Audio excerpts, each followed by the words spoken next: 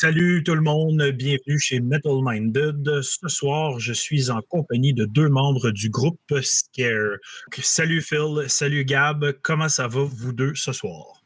Salut, ça va bien, ça va bien. Ah, bien. Good, content de vous avoir. D'ailleurs, c'est pas la première fois que je jase à Phil pour essayer de l'avoir chez Metal Minded. Ouais. Ça n'avait pas donné la première fois, donc je suis vraiment content de pouvoir vous avoir ici ce soir.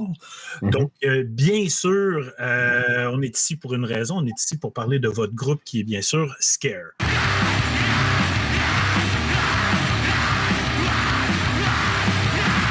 Parlez-nous un peu du groupe, de l'histoire, comment Scare est venu en existence, puis un peu le déroulement en mode survol de vos débuts à aujourd'hui.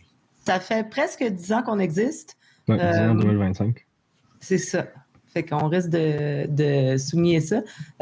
Moi, je suis entrée dans le band. Je suis la dernière personne à rentrer dans le band. Fait que là, on va skipper les débuts. C'est déjà pas pire. On va sauver du temps comme ça. Phil, c'est toi qui m'avais écrit pour compléter le band. Oui, on avait starté de quoi avec Manu, Jimmy, puis FNF. Puis il y avait juste une git. Puis il manquait un autre git. Puis on voulait vraiment avoir Gab dans le band. Fait que là, on avait poké Gab. Puis on avait dit, écoute, Gab, ça donnait bien parce qu'à ce moment-là, Machine Gun Suzy avait arrêté aussi, puis tous les projets s'enlignaient vers ça, toutes les as s'enlignaient. Puis on avait demandé à Gab de justement venir jouer avec nous parce qu'on voulait son playing de git, on aimait ce qu'elle faisait. Moi, je ne les connaissais pas, à part Phil. Manu, je le connaissais un petit peu, j'avais déjà joué avec, mon Dieu, c'était quoi son band qui avait à Rimouski, là, son band de metalcore là, dans le temps. Bref. C'était Welcome to Mars. Non, peut-être que c'est... Hey, je me souviens plus. Je connaissais un peu Manu à cause de ça. Bref, ça, c'était la première itération de Scare.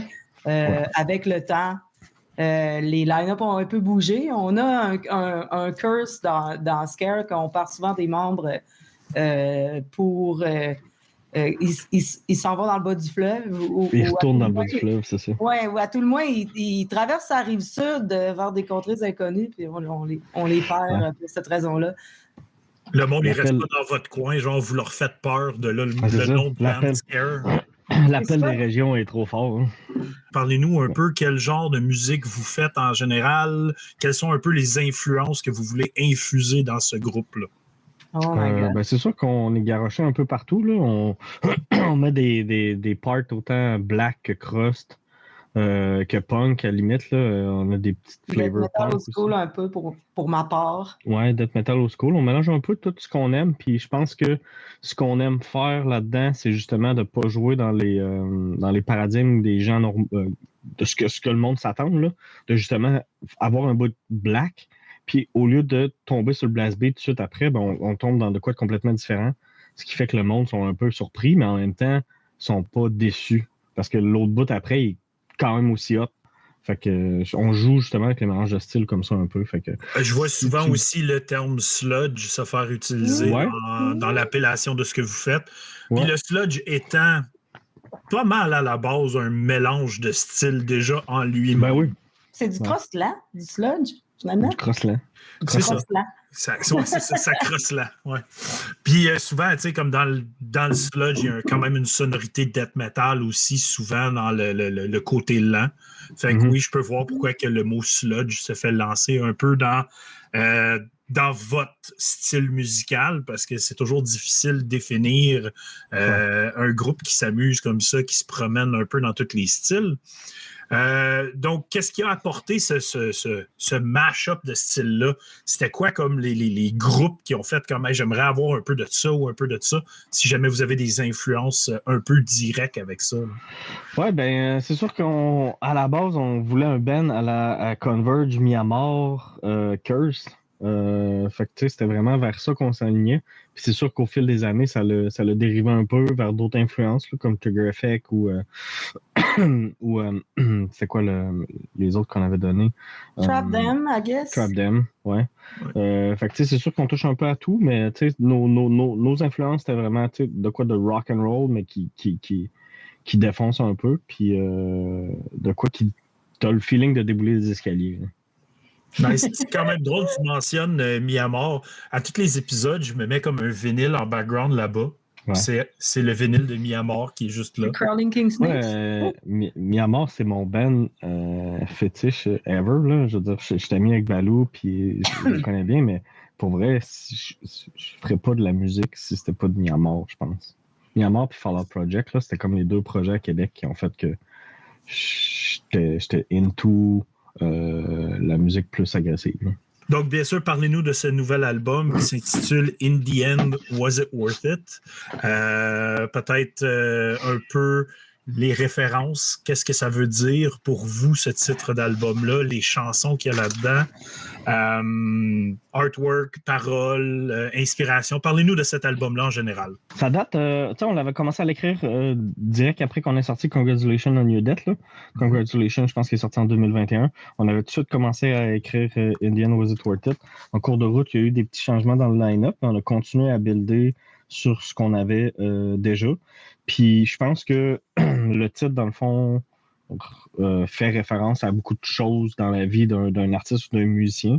On se demande tout le temps, genre, ça a-tu valu la peine de faire 40 heures de route pour jouer 10 minutes devant 5 personnes, tu sais, des trucs comme ça, ou ça a-tu valu la peine d'attendre un album pendant 3 ans pour finalement que la réception soit X ou Y. Fait que, tu sais, en tant qu'artiste, je pense qu'on a tout le temps une certaine remise en question, mais l'album tourne autour d'une genre de loop. Il y a une théorie qui dit que on vit dans une loop.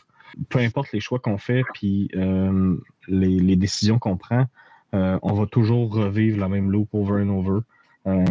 Fait que le seul moyen de sortir de cette loop-là, c'est de se rendre compte qu'on est dans une loop puis essayer de la rendre plus positive. En s'en rendant compte puis en acceptant qu'on vit dans une loop, ben, le reste de notre vie est comme plus agréable parce que quand on va le revivre, ben, on va être rendu à ce niveau-là puis on va le savoir. On va y aller plus rondement. C'est quand même drôle que tu parles de ce loop-là parce que j'ai regardé un film, je pense que c'est avant-hier, Okay. qui s'appelle Omni-Loop.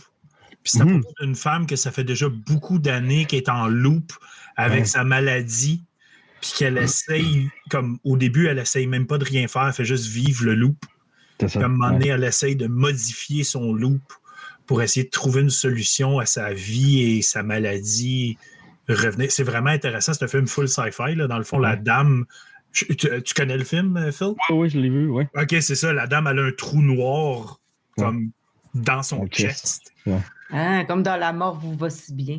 Fait que c'est vraiment comme très bizarre, genre comme qu'est-ce qui se passe avec elle. Puis ça fait depuis comme la jeunesse qu'elle a un genre de médicament qu'elle sait pas trop d'où ça vient. Puis c'est très étrange, mais ça me fait penser vraiment au loop que tu parles en ce moment. Là. Ben oui, puis tu sais, ça reste aussi, tu sais, ça s'applique au band aussi, tu sais. Des fois, on se morfond en tant que musicien ou quoi que ce soit, puis Chris, on joue tout le temps dans la même place ou quoi que ce soit, mais tu sais, on pousse pas nécessairement pour aller ailleurs. Fait que tu sais, au lieu de s'apitoyer sur son sort puis de juste vivre ta loupe standard, ben, essaye d'aller plus loin, essaye de pousser plus loin, essaye d'aller de l'avant avec tes projets puis toute ta vie en tant que tel. Hein. À part le titre de l'album, de quel sujet traitez-vous? Ben, il y a beaucoup, chaque tune a comme son espèce de fait divers ou sa thématique, si on veut, sur chacune des tunes. Nevermind, If It All Explodes, ça parle justement de la loupe. Le Pessimistic Mental Attitude, ça parle de ma sobriété, en fait. Ça fait 5 ans que je suis devenu sobre. Puis je voulais écrire une tune là-dessus, mais en même temps, ça me gossait d'écrire une tune là-dessus. Fait que j'ai écrit une anti-tune là-dessus. Okay. Drift Away, c'est sur un amour impossible. The Black Painting, c'est sur Goya, un peintre qui, vers la fin de sa vie, est viré fou, puis s'est enfermé dans sa maison, puis il a peinturé 13 gigantesques toiles. Mais il était habitué de peinturer des toiles pour la monarchie. Fait que c'était tout le temps super carré, super droite. Puis à ce moment-là, c'est lui qui a dessiné justement le Chronos qui mange son enfant. Puis des toiles vraiment plus dark qui n'étaient pas dans ses habitudes du tout. Mais c'est vraiment la démence qui l'a amené à faire ça. Trash Melrose, ça parle de justement la destruction de la planète qu'on est en train de vivre en ce moment. La crise environnementale. La crise environnementale, c'est ça, exact. Crown in Yellow, je parle du Yellow King de Chamber, qui est aussi présent dans les récits de Lovecraft, là, un peu une genre de pièce de théâtre qui rend les gens un peu fous. Jeanne d'Arc, c'est un appel à l'aide là, pour justement écouter les gens qui ont de quoi dire et qui ont besoin d'être soutenus avant la haine.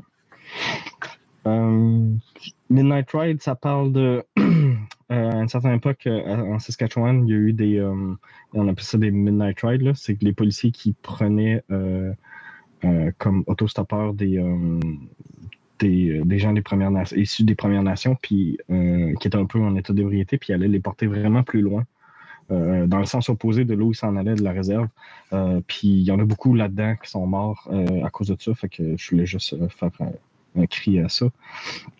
Il y a Harakiri, ton industrie aussi, qui est une toune un peu contre l'industrie musicale en général.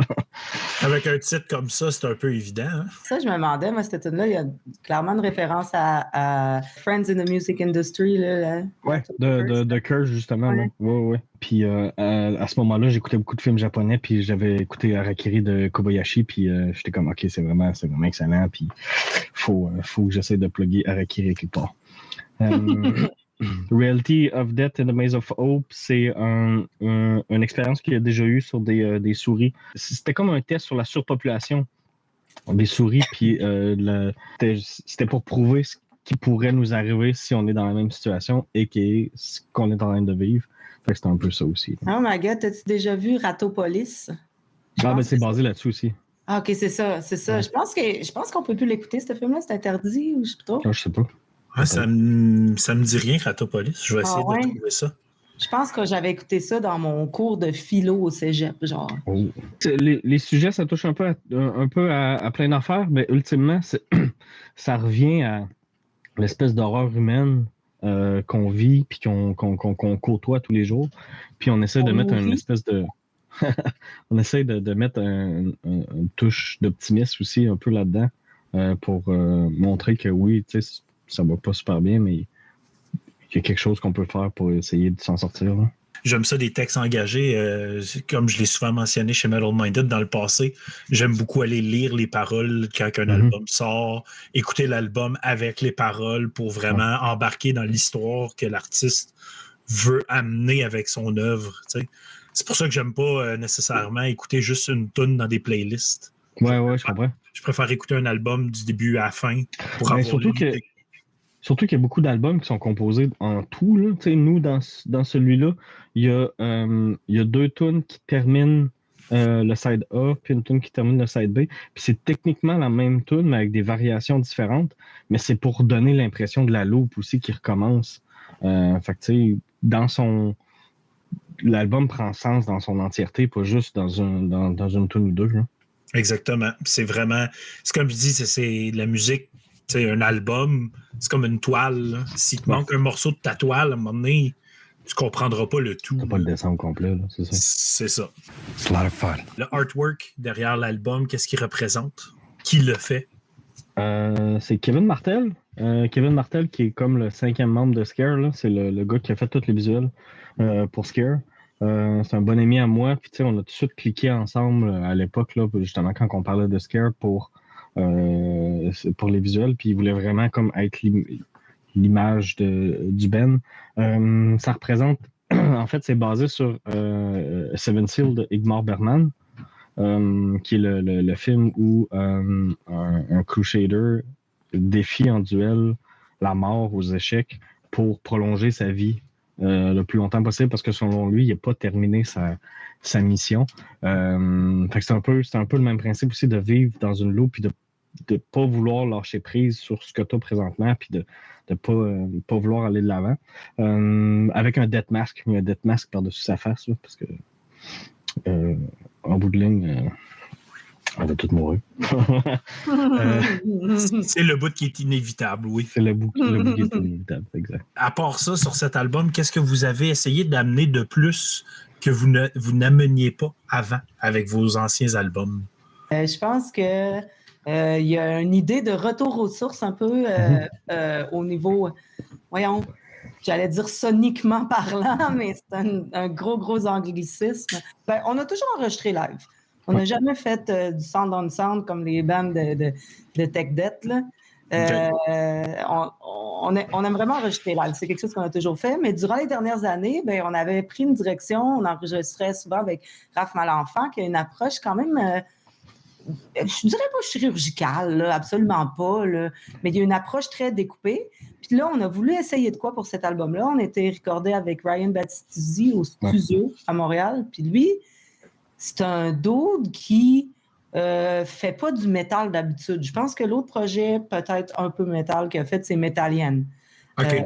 Il a fait Fuck Tout aussi. Il a fait Fuck Tout, mais c'est ça. Là, il fait beaucoup de punk, tu sais. Ouais. Puis ben, il fait beaucoup de folk, il fait beaucoup de tout. Mais il y a une approche vraiment organique. Puis je pense qu'on a vraiment fait un bon move avec cet album-là, d'aller le voir, puis de reconnecter avec ce qu'il fait là, tu sais. Oui, vraiment. Puis je pense que justement, comme tu dis, vu qu'il n'y a pas une mentalité 100% métal, ben, ça nous permettait d'aller jouer un peu champ gauche, d'essayer des affaires, d'essayer des pédales, d'essayer du gear pour avoir une sonorité un peu différente. Puis comme Gab a dit, c'est vraiment un retour aux sources. Là. C'est un retour à de quoi de plus raw, de plus dans ta face, si on veut. Tu sais, c'est 13 tunes, 30 minutes. Fait que tu sais, la moyenne des tunes est de 1 minute à 2 minutes 50. Là. Pas trop d'édite non plus. C'est quelqu'un qui n'est pas extrêmement interventionniste dans son approche. Ouais. Ça, c'est quelque chose que moi, perso, c'est quelque chose que je valorise beaucoup. Là. C'est bien ça. J'aime bien j'aime bien l'approche de comme le côté organique de la musique. Tu sais, tu entends plus les émotions. Tu vas aller chercher quelque chose de plus, je ne veux pas dire vrai, mais en même temps, oui. Imparfait, vrai. C'est ça. Tu sais, tu as mentionné les bandes de Tech Debt. Il y a un marché pour le Tech Debt. Oui. Mais tu sais, le vieux Tech Debt, là, que tu entendais que la double pedal n'allait pas nécessairement. Ça, là, c'est dur à battre. Tu sais, comme le vieux death metal, qui a justement, il y avait des imperfections. Des fois, tu entendais même la voix lâcher un petit son, puis il le gardait. Là. Ça, c'est magique. J'adore ça. Montre que les musiciens sont humains aussi. Là, je veux dire, on n'est pas des super-héros, puis on n'est pas des super musiciens non plus. On est tous bons dans ce qu'on fait, sauf qu'on ne veut pas se laisser croire qu'on est meilleur que quelqu'un d'autre, ou on est meilleur que ci ou ça. On veut garder notre côté humain aussi là-dedans. Oh oui, il y a assez de robotique et de AI dans toutes nos vies en général que notre musique peut rester organique. Je trouve ça un peu normal dans le fond. Donc, bien sûr, avec un nouvel album vient toujours un lancement et une série de spectacles. Je sais que vous en avez annoncé quand même plusieurs déjà. Donc, votre lancement, je crois, est le 21 février. De l'album officiellement. De l'album, oui, c'est ça. Puis là, ben, voulez-vous mentionner les quelques spectacles qui s'en suivent, qui sont quand même plusieurs rapprochés?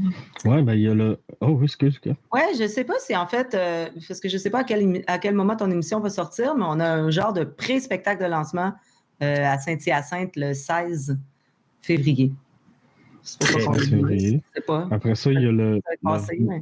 Oui, ça va peut-être être passé. Et après ça, il y a le 22 février à Québec, dans le cadre du Fuck Off. Dans le fond, c'est là qu'on lance l'album au complet. Après ça, ça va au 28 février avec Gontois Pichou à Montréal.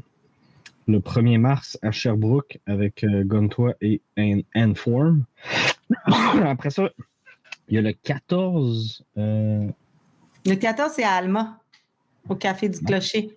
C'est en mars? 14 mars? 14 mars, oui. 14 mars, c'est à Alma. Puis le 15 mars à... L'Abbé, au Paradoxe. L'Abbé. Ouais. Moi, j'avais écrit Saguenay puis Lac-Saint-Jean. C'est pas bon, ça. Ben oui, l'Abbé, c'est Saguenay. Yes. Ben oui. Mais peut-être que le monde là-bas vont te chicaner parce qu'ils ne disent pas bonne affaire, par exemple. Exact. Sinon, après ça, il y a le 11 avril en primeur, là, c'est pas annoncé encore, là. On joue à... Tu dois le dire? Comment? Tu dois le dire? Oui. Ils l'ont dit tantôt à Chiz, mais on ne va pas l'afficher encore. Fait que si vous écoutez Metal Minded, tant mieux. Vous allez l'avoir en primeur. Mais on joue vraiment pas avec un band de metal. On joue avec un band de punk punk rock un peu, là, Thick Glasses. C'est des bons amis à nous, puis on aime ça mélanger les styles. Puis Ils ont sinon, des éléments métal. ouais, le dernier album est vraiment Leur bon. long sleeve est très métal. Leur long sleeve est très métal. Un look métal à tout ce qu'ils font quand même. Là. Exact. C'est des trucs Puis- de métal aussi, quand tu penses. Ouais. Il y a aussi le 25 avril à Montréal, dans le cadre du lancement de Pace et de Last Mile, qui sont aussi des amis. Encore une fois, c'est un line-up qui est très non-métal, mais on aime ça, les shows éclectiques. Là. Moi, je me rappelle d'une époque où j'allais voir des shows, puis c'était pas juste un band que tu vois toute la soirée. Parce que des fois, tu vois un show de death metal, puis tu as comme l'impression de juste voir un band pour la soirée parce qu'ils ont tous la même pattern. Fait que j'aime ça changer les styles un peu. On aime ça genre jouer avec des bands un peu différents pour justement mélanger les crowds, ramener le côté le fun d'aller voir un spectacle puis de Ça pas sera juste. jamais aussi hétéroclite que quand... mon Dieu, moi je me souviens quand j'avais commencé à sortir d'un show, il y avait des bands hardcore avec des bandes de ska. J'imagine que tu te souviens de cette époque-là, Phil. Mais il y avait une époque aussi où c'était Greenland qui s'occupait de booker tous les shows punk à Montréal, avait signé un band de hip-hop qui était, c'est que j'aimais ça, School of Culture. Puis il bookait School of Culture avant chaque show punk. Fait que j'avais comme un peu de hip-hop avant chacun des shows un peu punk. Fait que là, Mais je trouve que c'est en train de revenir, ça. Il me semble que je le vois de plus en plus, le retour vers les mix bills. Puis j'ai un exemple parce que je m'en vais voir ce spectacle-là. À Montréal, Frozen Soul s'en viennent, mais genre avec Killswitch Engage. Ouais. Ouais. C'est comme, OK. Frozen Soul qui open. Let's go. Ça va bûcher. Genre, c'est quand même un bon line-up. C'est vraiment très cool comme faire line-up. Des push-ups avec du linge déchiré. Ah oui, non, sérieux, ça va être super cool comme show. Ben genre. Oui. Puis, j'aime ça, les mix bills. Puis, tu sais, on peut reculer à l'époque new metal. Là. Dans ce temps-là, c'était populaire, les mix bills. Le rap avec le metal, il y en avait tout plein. Là. Il y en avait plein. Fait que c'est vraiment un retour à ça. Puis, je suis super d'accord. Puis, c'est drôle parce que je t'avais jasé, Phil, pour faire cet épisode-là. Puis, tu sais, j'avais commencé quand même à regarder ce qui s'en venait, puis tout ça. Puis, j'ai tombé sur votre show que vous allez faire avec Gontois et Chou. Ouais. Puis, je me suis rappelé, my God, je les avais vus Chou en show avec, ça se dit mal, ça, Chou en show. Chou en show. Avec mon oncle Serge et Anonymous, qui avait fait l'anniversaire de l'album, genre l'Académie du Massacre. Ouais. Puis, j'avais complètement manqué qu'il avait sorti un album en 2024. Ouais, le blanc, là. Oui. Complètement manqué. Mais c'est parce qu'ils n'ont pas fait beaucoup de publicité autour de ça. Ils ont vraiment fait ça quasi incognito.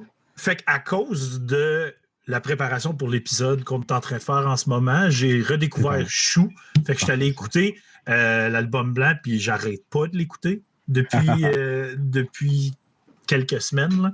Fait que non, j'aime ça. Puis Chou, tu sais, aussi, eux autres, ils s'amusent dans leur style au bout. Là. Fait que eux autres aussi, tu sais, dans le line-up que vous allez faire avec Gontois puis Chou, les trois bandes touchent à tellement large à vous trois, genre, en fait, style, que ça fait un mix bill en soi. Là. Ouais, c'est ça, exact. Là. D'ailleurs, je joue sur une tune de Chou, mais je pense pas qu'il est sur le blanc. Je pense qu'il est sur un EP qui n'ont pas sorti. Mais ils ont fait ils ont fait un cover d'une tune de Dead Obies, Tony Hawk. Okay. Ils ont fait un vidéoclip avec ça. Puis je crie sur cette tune-là, puis je suis aussi dans le vidéoclip de Dead Obies.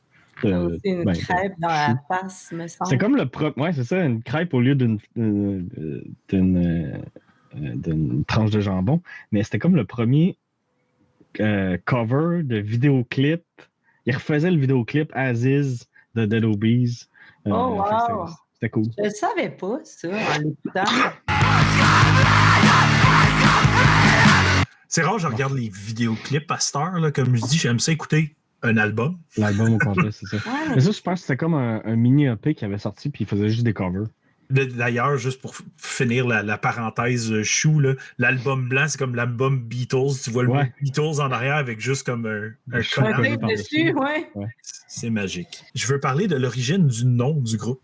C'est un nom qui est si simple, mais qui pourrait dire plusieurs choses. Puis c'est drôle qu'il n'a pas été plus utilisé. dans l'histoire de la musique, juste le mot scare. Donc, c'est venu d'où, puis pour quelle raison c'est ce nom-là qui a accroché pour vous? Tu sais, trouver un nom de band, c'est l'affaire la plus compliquée qu'il n'y a pas ever. Il y a tout le temps 1 milliard de bands qui ont ces noms-là ou quoi que ce soit. À un certain moment donné, on était supposé s'appeler Rat. Après ça, on était supposé s'appeler Morse. Morse. Morse. Puis, Rat, pour vrai? T'avais pas... Rat. Tu te souviens pas que Rat, genre, c'était comme le band de hair metal des années 80? Ouais, mais c'est ça. Rat avec 2 T, par exemple. Oui, c'est ça comme... Ouais, c'est ça. Fait qu'à un certain moment donné, moi puis Jimmy, à l'époque, là, qui était le premier B6, on était des gros fans de films d'horreur. Puis on avait eu une discussion à un moment donné, puis j'étais comme... justement, sur les films d'horreur, puis j'étais comme... Moi, ce que je recherche dans un film d'horreur, c'est vraiment de avoir peur, comme quand j'étais kid. Tu sais, de me sentir... Parce que dans un sens, quand tu as peur pour ta vie ou tu as peur pour quelque chose, c'est là que tu sais que tu es en vie. C'est là que tu sais que tu es comme, OK, là, je veux me battre pour ma vie. Tu sais, je veux faire de quoi pour rester en vie. Fait que c'est à ce moment-là que Scare est devenu le nom, parce qu'on était comme, OK, oui, c'est ça. Là, c'est l'émotion de sentir vivant dans la peur. Fait que, on est allé avec ça. Puis comme des fait, il n'y avait pas de temps de ben. Non, c'est ça. La notion d'urgence. J'avais jamais vu ça comme ça. Merci, Phil. C'est quand même le fun que tu découvres de quoi sur le nom de ton band, genre en live. Hey, moi, je suis de la guite, hein? Fait que... Non, c'est ça. Mais ouais, j'avais pu remarquer que tu étais probablement fan de films d'horreur avec les pochettes de Army of Darkness puis Jason en arrière de toi. Là. D'ailleurs, tu pourrais en remarquer quelques-unes derrière moi aussi. Ouais. Moi aussi, je suis très fan de films d'horreur, puis j'inculque ça à mes enfants, donc je les initie tranquillement, pas vite, à aimer les films d'horreur en augmentant un peu l'intensité à chaque fois. Ouais. Il n'y a rien de plus satisfaisant en tant que fan de films d'horreur que ton enfant te demande, parce que moi aussi, ma fille, elle me l'a demandé v'là pas longtemps, hey, j'ai vraiment le goût d'écouter un film d'horreur, qu'est-ce qu'on écoute? Puis là, je suis comme, oh, OK, attends, on se prépare. Puis là, qu'est-ce qu'il a fait écouter? Je suis curieuse. On écoutait plein d'affaires. Là. L'été passé, elle était vraiment dans une passe Friday the 13th, fait qu'on écoutait toutes les Friday the 13th. Elle a quel âge là? Elle a 11 ans, c'est ça? À 12. 12 ans? 12 ans, OK, ouais, c'est ça, là, c'est l'âge. C'est pas mal à l'âge que j'avais commencé aussi. Fait que, après ça, l'exorciste, écouter Long Leg, fait que, on elle a pas eu trop peur? Non, zéro. L'exorciste, elle a vraiment trouvé ça plate. C'est vieux. Regarde, moi, c'est ça. Moi, je fais la même chose. Moi, je fais des listes parce que moi, je n'ai 3 enfants puis ils ont pas le même âge, tu sais. Mon plus vieux va avoir 12 ans puis lui tu sais, regarder The Thing, c'était rien, là. Il a trippé, genre. Il a trouvé ça super. Puis ma fille, qui a 9 ans, qui va avoir 9 ans bientôt, c'est elle qui trippe le plus film d'horreur. Puis elle, il n'y a rien à son épreuve. Là. C'est assez impressionnant de la voir aller puis de regarder des films. Mais tu sais, moi, je filtre les films, donc je m'assure qu'il n'y a pas de scène de sexualité à la base. C'est pas mal la chose que je watch. Puis le niveau de gore et tout ça. Donc, chaque film, je le pré-regarde avant d'y montrer encore. Puis là, je me fais des listes. J'essaie de me tenir long aussi de la torture porn. Là, non, ça, oublie ça. Là. Décadence, là, avec la petite, là, c'est vraiment trop exagéré, mais j'aime ça aller dans du old school. Mais c'est ça, avec les kids aujourd'hui, les films sont tellement plus rapides. Faut que tout aille vite dans le film pour garder leur attention. Fait que quand on écoute un vieux film, est comme, mais c'est donc bien lent, il se passe rien. Je suis comme, mais non, mais attends, ça s'en vient. Ouais, non, je suis d'accord. On se partagera nos listes. Moi, je garde une grosse liste de films. Là. J'en ai genre une centaine là, qui sont comme pre-approved. Pre-approved, parfait, ça. Excellent.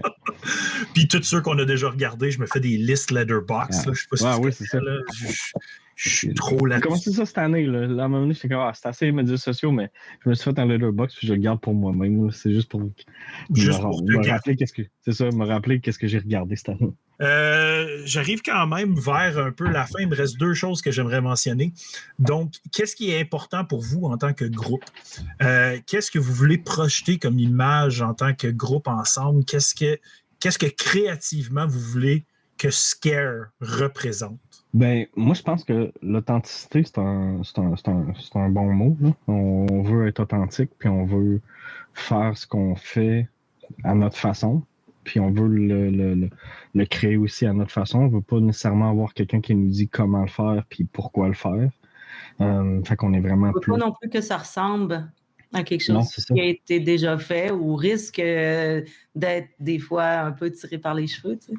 Ouais, on aime ça jouer dans les surprises aussi. Là, fait d'être authentique, d'être nous-mêmes, puis de donner un show live. Parce que, tu sais, Scare, c'est le fun dans l'album.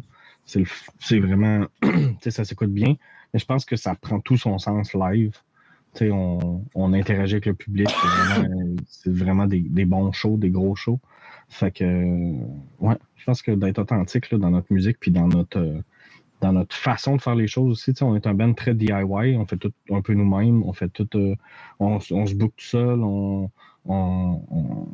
compose, on fait tout nous-mêmes, fait que, ouais. As-tu quelque chose à ajouter à ça, Gab? Mais je ferais une légère aparté, mettons, dans les valeurs qu'on veut communiquer, tu sais, il n'y a encore pas beaucoup, à mon avis, pas assez de femmes dans la scène loud. Puis je pense que pour nous, c'est important de mettre ça de l'avant. Puis aussi, dans les line-ups sur lesquels on joue, là, comme dans tous les prochains line-ups, si je ne m'abuse, il y a des femmes sur le stage. Chou, Guntway, ce line-up-là, il y a une femme dans chaque band. Endform aussi, Marie-Ève. C'est quelque chose, tu sais, comme... Je dis pas qu'on va refuser des line-up parce qu'on trouve que c'est un party de saucisses, mais si on trouve que c'est un party de saucisses, le line-up, ça se peut qu'on le dise, tu sais. Ouais. On gênera pas non plus. Tu sais, on a toutes des valeurs dans le band qui sont assez fortes que on gênera pas là, s'il y a quelque chose qui fait pas notre affaire ou quoi que ce soit. On va en parler. Là. On va sensibiliser les gens à ça aussi. Tu sais, comme tu le disais tantôt, on est un peu engagé aussi, veut pas, dans tout ça. Fait qu'on va essayer de sensibiliser les gens puis de les éduquer sur certains sujets, là, sans avoir la vérité absolue, là, mais d'essayer d'au moins de sensibiliser les gens. C'est ça, sans être un band purement engagé, purement politique, je dirais qu'on l'est un peu des fois dans nos choix.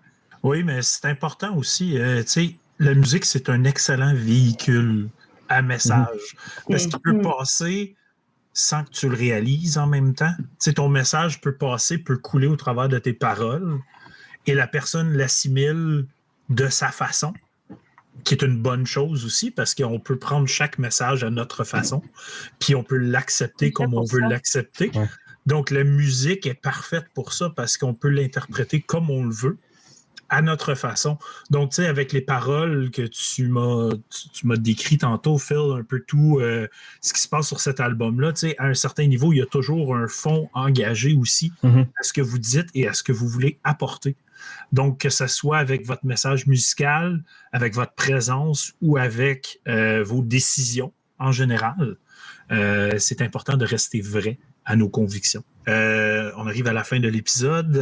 Avez-vous un petit dernier message à dire à vos fans ou aux gens qui écoutent Metal Minded? Moi, je voudrais juste te remercier parce que j'ai trouvé que c'était un entretien extrêmement intéressant. Ouais. Et merci. Ouais, ça fait un bout, en fait, que je voulais... c'est de ma faute et pas de ma faute en même temps, mais ça fait 1 an et demi que moi, personnellement, j'ai dû prendre un recul des entrevues. Metal Minded, il est arrivé beaucoup de choses en 2024. Ça a été très difficile. Puis avant, je faisais ça 2 fois semaine, tous les mercredis, tous les dimanches. J'ai fait ça pendant quasiment 4 ans de temps sans arrêt. Puis on se le cachera pas, j'ai pas mal, j'étais plus capable, j'en suis devenu complètement étouffé par le projet. Donc, la raison de faire ça en différé comme ça et de prendre le temps de le faire un peu n'importe quand que j'ai du temps, ça m'offre l'opportunité d'être plus relax, moins sur le stress et de prendre le temps de bien discuter avec les gens et de bâtir de beaux épisodes et de beaux entretiens. Donc, Scare, dans le fond, ça fait depuis genre 2022 que je voulais vous inviter, genre après le lancement du EP puis tout ça, que je voulais inviter. Puis après ça, ben c'est tombé dans le brouhaha de tout ce qui s'est passé au travers du temps. Puis ben là, on arrive en 2025, j'ai le temps, j'ai la passion qui est revenue un peu pour tout le projet et je fais l'entrevue finalement. Mais c'est cool parce que, tu sais, merci beaucoup. Là. Puis, tu sais, je veux dire, ça revient aussi à si tu n'as plus de fun à faire ce que tu veux faire dans la vie, tu sais, ça devient plate. Là, il faut jamais pousser ça à un point où ça te brûle et que tu n'as plus de plaisir parce que sinon, ça ne vaut pas la peine. Non, exactement. C'est au point où je me suis rendu. En fait, ça m'a même pris un bon moment à aimer la musique. Ouais. Genre, j'étais plus capable d'en écouter. J'en écoutais trop à un certain point, puis pas pour les bonnes raisons. C'était rendu un devoir. Oui, 100%. Ouais. Puis des fois, là, c'était comme, hier soir, j'ai cet épisode-là, puis là, j'arrivais genre 20 minutes avant l'épisode, puis je power rushais des notes parce que j'avais pas pris le temps de le faire dans la semaine. Tandis que là, tu sais, l'épisode de ce soir, j'en discute avec Phil depuis... Je l'ai en tête depuis le début de l'année, j'en discute avec lui depuis la semaine passée. Mes notes sont faites depuis la semaine passée. Je les ai pas rushées ce soir. C'était déjà établi, j'avais déjà pris je savais où est-ce que je voulais aller avec l'épisode, puis je voulais qu'on garde une bonne direction. T'sais. Fait que c'est plus une tâche, c'est redevenu une passion. Puis ça, c'est une bonne chose. Cool. Donc, je suis content de vous recevoir ce soir. Un projet passionné aussi qui le démontre dans sa façon d'être, dans sa façon de livrer le message. Donc, bien sûr, j'espère que vous allez venir dans mon coin, Ottawa-Gatineau. Là, on veut aller là. On peut s'organiser, je connais des gens. OK, cool. OK, on ne tombe pas dans l'oreille de des sourdes. C'est bon, ça. Donc, sur ce, je remercie tout le monde qui écoute cet épisode. Je vous remercie, vous, d'avoir été ici ce soir et on se rejase sous peu. Donc, bonne fin de soirée, tout le monde. Salut. Yes. Merci beaucoup. Bonne soirée.